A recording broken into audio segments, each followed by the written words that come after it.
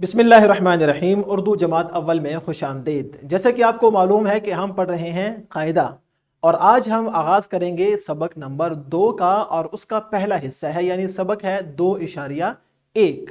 आज हम पढ़ेंगे एराब को। ये लफ्ज़ क्या है? एराब।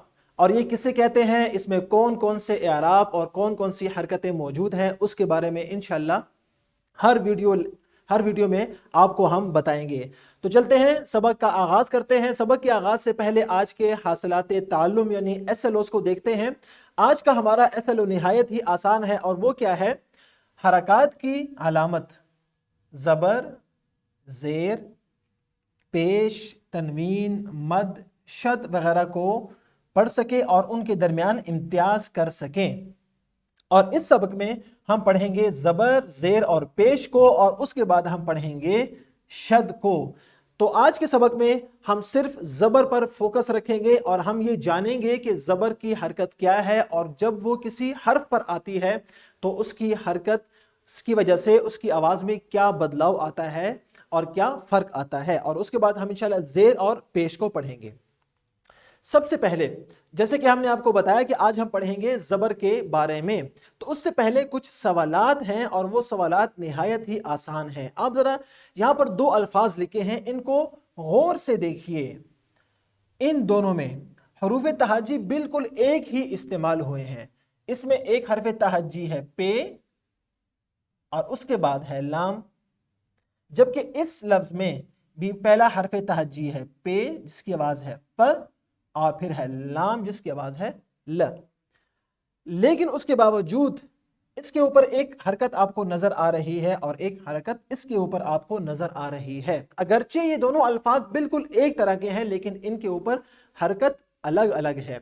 इसलिए इसको हम पढ़ते हैं पुल, पुल, और इसको हम पढ़ते हैं पल। तो ये पुल और ये पल। आपने देखा कि हरूफ तहज्जी एक होने के बावजूद इनकी आवाज में फर्क है, और इनके मानी में भी क्या है? फर्क। पुल जिसको हम दरिया के ऊपर बना होता है, और जिसके जरिए आप दरिया को उबूर करते हैं और एक किनारे से दूसरे तरफ चले जाते हैं, उसे कहते हैं पुल। और पल एक बत का एक हिस्सा है। तो आपने देखा कि हरूफ तहज्जी बिल्कुल एक ही हैं, लेकिन इस एराब की वजह से, इस ज़बर और इस पेश की वजह से उसका माना क्या हो गया? बिल्कुल ही तब्दील हो गया। ये काम है एराब का, और हरकत की वजह से इस लफ्ज़ का माना बिल्कुल ही तब्दील हो जाता है। अब देखें, हमने जैसे आपको मिसाल दी कि एक ही लफ्ज़ पर अगर मुख्तलिफ एराब लगे हों तो उनका माना तब्दील हो जाता है, जैसे पल और पुल। इसी तरह एक मिसाल आपके सामने और है, ये है बल और ये है बिल। बल में बे के ऊपर आपको ज़बर, और बिल में बे के नीचे आपको ज़ेर नजर आ रही है। इस ज़बर की वजह से और इस ज़ेर की वजह से दोनों का माना क्या हो गया?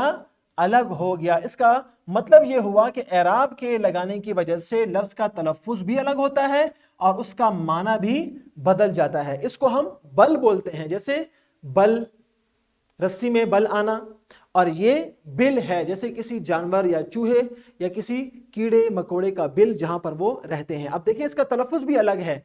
ये है बल और ये है बिल।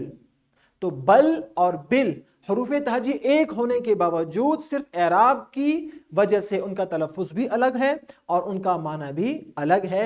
ये है वजह और ये है मकसद एराब का। तो एराब किसे कहते हैं? याद रखें, किसी भी लफ्ज़ को दुरुस्त और सही पढ़ने के लिए एराब बेहद जरूरी है। जब तक एराब नहीं होंगे आपको शक होगा कि इस पे कौन सी हरकत पढ़ी जाए। जैसे मिसाल के तौर पर अलिफ और सीन को जब आप मिला के लिखते हैं तो आप इसको इस भी पढ़ सकते हैं और उस भी पढ़ सकते हैं। तो ये फर्क किस वजह से होगा? ये एराब की वजह से होगा। लिहाजा हमें एराब को जानना और उनका इस्तेमाल आना चाहिए और सीखना भी चाहिए।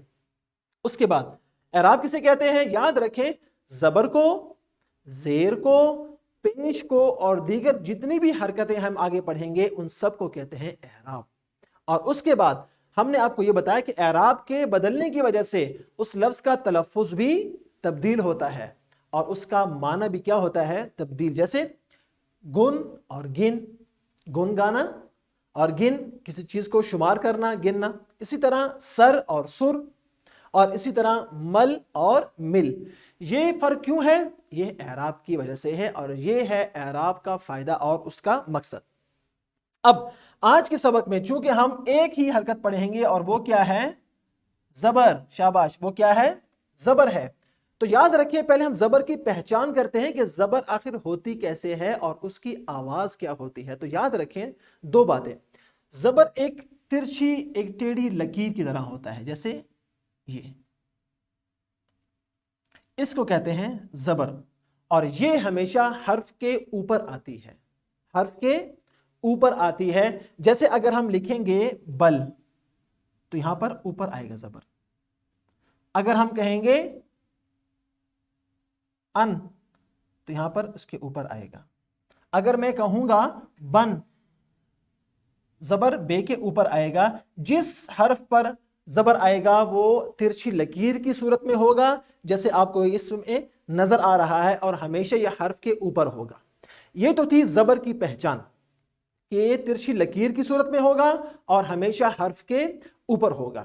اب ایک اور بات آپ نے سمجھنی ہے کہ اس کی آواز کیا ہے. یاد رکھیں اس کی آواز الف کی طرح ہے، لیکن الف سے تھوڑی کم. آواز اس کی، زبر کی آواز الف کی طرح ہے، لیکن الف سے تھوڑی کم ہے اس کی آدھی آواز، اور اس سے کم آواز یہ ہوتی ہے زبر کی. جیسے دیکھیں با، اگر میں بے کے ساتھ الف لگاؤں گا تو یہ بن جائے گا با، اور اگر میں بے کے اوپر زبر لگاؤں گا تو یہ بنے گا با. تو یہ الف کی آواز تھوڑی سی طویل ہے، لمبی ہے، اور اس کی آدھی آواز ہے با.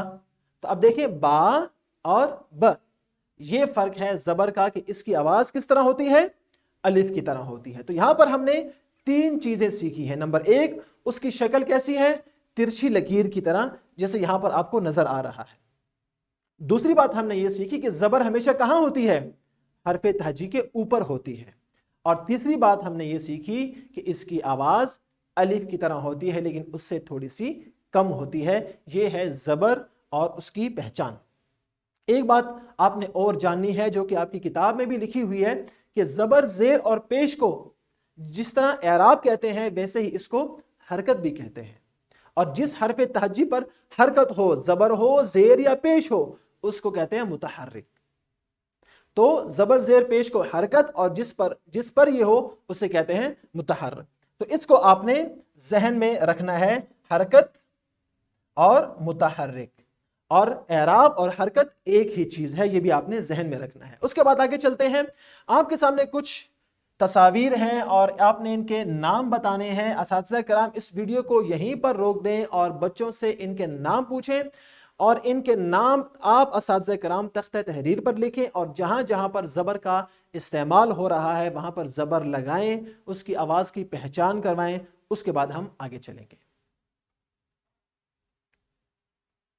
جی تو بچوں، جیسے کہ آپ نے ان تمام پکچرز کو دیکھا، ان کو دیکھا کہ یہ پلنگ ہے، یہ ادرک ہے، یہ کمرہ ہے، اور یہ بندر ہے. ان میں آپ نے یہ پہچانا کہ اس میں کہاں کہاں حرف تہجی پر زبر آ رہا ہے اور اس کی کیا آواز ہے.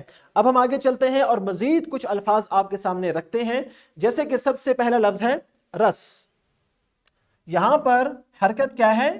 زبر، اور متحرک کیا ہے؟ رے. تو یہ ہو گیا رس. اگلا لفظ ہے کب. یہ اعراب آ گیا اور یہ کس پر آیا ہے؟ کاف پر. تو یہ ہو جائے گا کب. اس کے بعد جم. یہ ہے زبر، ترچھی لکیر ہے اور حرف تہجی کے اوپر ہے، اور اس کی آواز کیسی ہے؟ الف کی طرح ہے، جم. اور یہ ہے کم. اگلا حرف ہے اب. دس.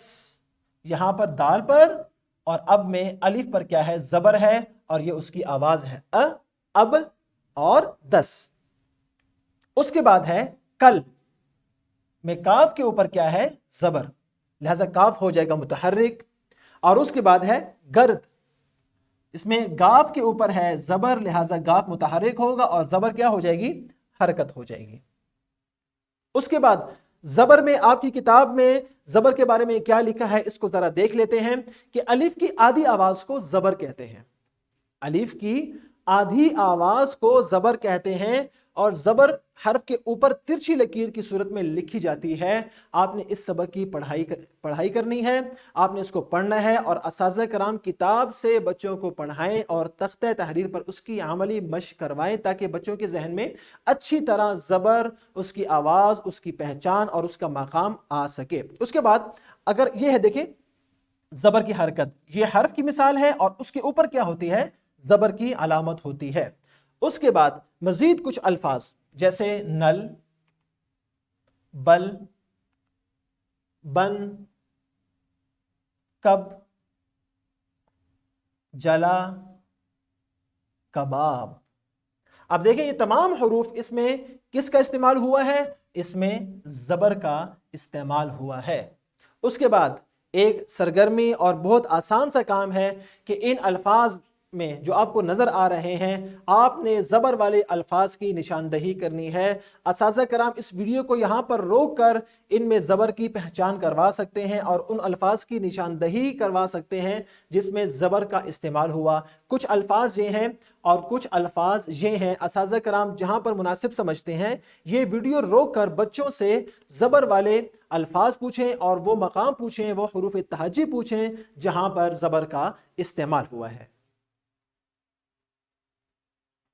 جی تو بچوں، جیسے کہ آپ نے یہ تمام الفاظ پڑھے اور اس میں زبر کی حرکت کو پہچانا اور اس لفظ کو پہچانا جس میں زبر کی علامت موجود ہے، حرکت موجود ہے۔ اب آپ کو دیتے ہیں ایک سرگرمی اور اساتذہ کرام نے یہ سرگرمی کروانی ہے کہ درج ذیل الفاظ طلبہ کو پڑھ کر سنائیں اور جہاں پر زبر کی آواز آئے طلبہ سے باری باری وہ لفظ تختہ تحریر پر لکھوانا ہے اور ان سے آپ نے زبر بھی لگوانا ہے کہ کہاں پر ان کو زبر کی آواز محسوس ہوئی، اس لفظ پر اور اس لفظ کے اس حرف پر انہوں نے زبر کی علامت اور نشانی لگانی ہے۔ یہ ایک سرگرمی ہے اور آخر میں گھر کا کام کہ آپ کی کتاب سے دیا گیا ہے کہ آپ نے زبر والے الفاظ پڑھنے ہیں اور ان الفاظ کی مدد سے آپ نے دیے گئے خانوں میں مزید الفاظ بنا کر لکھنے ہیں جس میں آپ نے زبر کا استعمال کرنا ہے۔ اور اس کے بعد ہے اعادہ۔ یاد رکھیں آج کے سبق میں ہم نے دو چیزیں پڑھی، اعراب کے بارے میں ہم نے پڑھا کہ اعراب کی وجہ سے ایک ہی لفظ جس کے حروف تہجی بھی ایک ہوں ان کا تلفظ بھی اور ان کا معنی بھی تبدیل ہوتا ہے۔ اور آج ہم نے پڑھا زبر کو کہ زبر ہمیشہ حرف تہجی کے اوپر ہوتی ہے اور اس کی آواز کیسی ہوتی ہے؟ الف کی طرح۔ اور اس کے بعد ہم نے یہ بھی پڑھا کہ زبر کی آواز الف کی طرح ہوتی ہے اور ہم نے یہ بھی پڑھا کہ زبر جو ہے ہمیشہ حرف تہجی کے اوپر ہوتی ہے اور اس کے بعد یہ ترچھی لکیر کی صورت میں لکھی جاتی ہے۔ تو آج ہم نے زبر کی آواز کے بارے میں جانا اور پہچانا۔ کل سے انشاءاللہ ہم زیر کی آواز کے بارے میں پڑھیں گے۔ آپ کے اس ویڈیو کے لنک میں پی پی ٹی، لیسن پلان اور ورک شیٹ موجود ہے جس کو آپ نے ڈاؤن لوڈ کرنا ہے اور اس سے مدد بھی لینی ہے اپنے سبق کو مزید بہتر کرنے کے لیے۔ اگلی ویڈیو میں پھر ملاقات ہوگی۔ فی امان اللہ۔